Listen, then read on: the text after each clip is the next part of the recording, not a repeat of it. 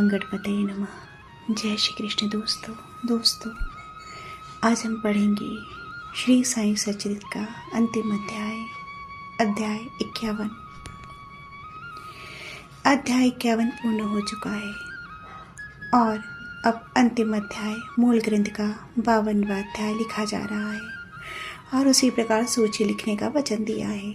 जिस प्रकार की अन्य मराठी धार्मिक काव्य ग्रंथों में विषय की सूची अंत में लिखी जाती है, अभाग्यवश हेमाड पंत के कागज पत्रों की छानबीन करने पर भी वह सूची प्राप्त न हो सकी। तब बाबा के एक योगी तथा धार्मिक भक्त थाने के अवकाश प्राप्त मामलतेदार श्री वी देव ने उसे रचकर प्रस्तुत किया।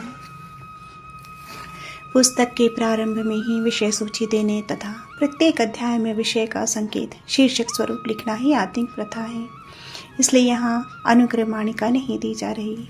अतः इस अध्याय को उपसंहार समझना ही उपयुक्त होगा। अभाग्यवश हेमाड पंत उस समय तक जीवित न रह सके कि वे अपने लिखे हुए इस अध्याय की प्रति में संशोधन करके उसे छपने योग्य बनाते। श्री सद्गुरु साईं की महानता। हे साईं, मैं आपकी चरण वंदना कर आपसे शरण की याचना करता हूँ, क्योंकि आप ही इस अखिल विश्व के एकमात्र आधार हैं। यदि ऐसी ही धारणा लेकर हम उनका पूजन भजन करें तो वह निश्चित है कि हमारी समस्त इच्छाएं शीघ्र ही पूर्ण होगी और हमें अपने परम लक्ष्य की प्राप्ति हो जाएगी। आज निंदित विचारों के तट पर माया मोह की झंझावत से धैर्य रूपी वृक्ष की जड़ें उखड़ गई हैं। अहंकार रूपी वायु की प्रबलता से हृदय रूपी समुद्र में तूफान उठ खड़ा हुआ है, जिसमें क्रोध और घृणा रूपी घड़ियाल तैरते हैं। आज निंदित विचारों के तट पर माया मोह की झंझावात से धैर्य रूपी वृक्ष की जड़ें उखड़ गई हैं। अहंकार रूपी वायु की प्रबलता से हृदय रूपी समुद्र में तूफान उठ खड़ा हुआ है, जिसमें क्रोध और घृणा रूपी घड़ियाल तैरते हैं और अहम भाव एवं संदेह रूपी नाना संकल्प विकल्पों के संतत भंवरों में निंदा घृणा और ईर्ष्या रूपी अगणित मछलियां विहार कर रही है। यद्यपि यह समुद्र इतना भयानक है तो भी हमारे सद्गुरु श्री साईं महाराज उसमें अगस्त रूप ही है, इसलिए भक्तों को किंचित मात्र भी भयभीत होने की आवश्यकता नहीं है। हमारे सद्गुरु तो जहाज हैं और वे हमें कुशलतापूर्वक इस भयानक भव समुद्र से पार उतार देंगे। श्री सच्चिदानंद साईं महाराज को साष्टांग नमस्कार करके उनके चरण पकड़कर हम सब भक्तों के कल्याणार्थ उनसे प्रार्थना करते हैं कि हे साईं, हमारे मन की चंचलता और वासनाओं को दूर करो। हे प्रभु, तुम्हारे श्री चरणों के अतिरिक्त हम में किसी अन्य वस्तु की लालसा न रहे।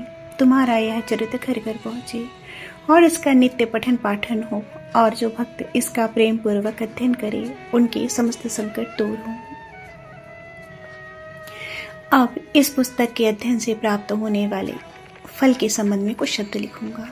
इस ग्रंथ के पठन पठान से मनोवांछित फल की प्राप्ति होगी। पवित्र गोदावरी नदी में स्नान कर शिरडी के समाधि मंदिर में श्री साईं बाबा के समाधि के दर्शन कर लेने के पश्चात इस ग्रंथ का पठन पाठन या श्रवण प्रारंभ करोगे तो तुम्हारी तिगुनी आपत्तियां भी दूर हो जाएंगी। समय समय पर श्री साईं बाबा की कथा वार्ता करते रहने से तुम्हें आध्यात्मिक जगत के प्रति अज्ञात रूप से अभिरुचि हो जाएगी, और यदि तुम इस प्रकार नियम तथा प्रेम पूर्वक अभ्यास करते रहे तो तुम्हारे समस्त पाप अवश्य नष्ट हो जाएंगे। यदि सचमुच ही तुम आवागमन से मुक्ति चाहते हो तो तुम्हें साईं कथाओं का नित्य पठन पाठन स्मरण और उनके चरणों में प्रगाढ़ प्रीति रखनी चाहिए।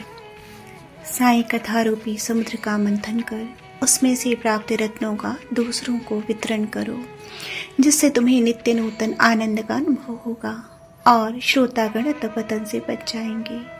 यदि भक्तगण अनन्य भाव से उनकी शरण आए तो उनका ममत्व नष्ट होकर बाबा से अभिन्नता प्राप्त हो जाएगा, जैसा कि नदी समुद्र में मिल जाती है। यदि तुम 3 अवस्थाओं अर्थात जागृति, स्वप्न और निद्रा में से किसी एक में से भी साईं चिंतन में लीन हो जाओ तो तुम्हारा सांसारिक चक्र से छुटकारा हो जाएगा। स्नान कर प्रेम और श्रद्धा युक्त होकर जो उस ग्रंथ का 1 सप्ताह में पठन पाठन करेंगे उनके सारे कष्ट दूर हो जाएंगे, या जो इसका नित्य पठन या श्रवण करेंगे उन्हें सब भयों से तुरंत छुटकारा मिल जाएगा।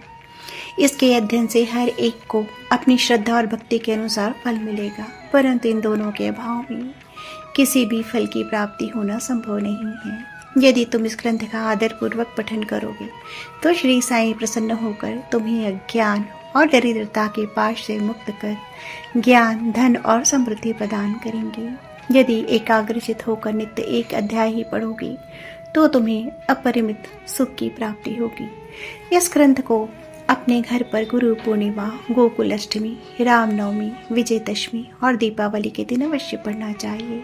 यदि ध्यानपूर्वक तुम केवल इसी ग्रंथ का अध्ययन करते रहोगे तो तुम्हें सुख और संतोष प्राप्त होगा और सदैव श्री साईं चरणाविंदों का स्मरण बना रहेगा और इस प्रकार तुम भवसागर से सहज ही पार हो जाओगे। इसके अध्ययन से रोगियों को स्वास्थ्य, निर्धनों को धन, दुखित और पीड़ितों को संपन्नता मिलेगी तथा मन के समस्त विकार दूर होकर मानसिक शांति प्राप्त होगी। मेरे प्रिय भक्त और श्रोतागण, आपको प्रणाम करते हुए मेरा आपसे एक विशेष निवेदन है कि जिनकी कथा आपने इतने दिनों से, इतने महीनों से सुनी है, उनके कलिमलहारी और मनोहर चरणों को कभी विस्मृत न होने दें। जिस उत्साह, श्रद्धा और लगन के साथ आप इन कथाओं का पठन या श्रवण करेंगे, श्री साईं बाबा वैसे ही सेवा करने की बुद्धि हमें प्रदान करेंगे। लेखक और पाठक इस कार्य में परस्पर सहयोग देकर सुखी होंगे। अंत में हम इस पुस्तक को समाप्त करते हुए सर्वशक्तिमान परमात्मा से निम्नलिखित कृपा या प्रसाद याचना करते हैं। हे ईश्वर, पाठकों और भक्तों को श्री साईं चरणों में पूर्ण और अनन्य भक्ति दो। श्री साईं का मनोहर स्वरूप ही उनकी आंखों में सदा बसा रहे और वे समस्त प्राणियों में देवाधिदेव साईं भगवान का ही दर्शन करें। एवमस्तु। श्री सद्गुरु साईनाथ समर्पणमस्तु। शुभम भवतु। सप्ताह परायण सप्तम विश्राम। ओम श्री साईं यशः काय श्रीवासने नमः।